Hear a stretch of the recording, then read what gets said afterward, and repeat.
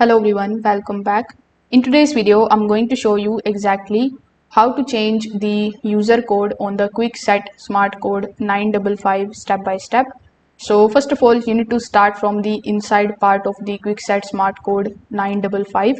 So first of all, you need to slide off the battery cover, which is going to be this one, and then you need to locate the tiny program button right underneath the battery pack. So as you can see, this is going to be the programming button with the little P letter on top of it. Now you need to keep the door open while programming so that you can test the lock immediately afterwards. Now over here, you just have to simply press this particular program button in order to enter into the programming mode. Now when you have entered into the programming mode, you just have to simply press 1 on the keypad. Afterwards, you just have to simply press this particular quick set button. Then you need to enter your user code and press this quick set button again in order to save the changes.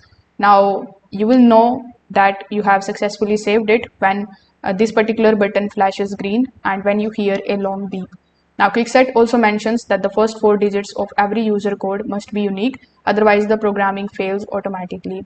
Now you need to simply lock the door using the Kwikset button, and then you just have to wait for a few seconds and then enter the new code that you have just created.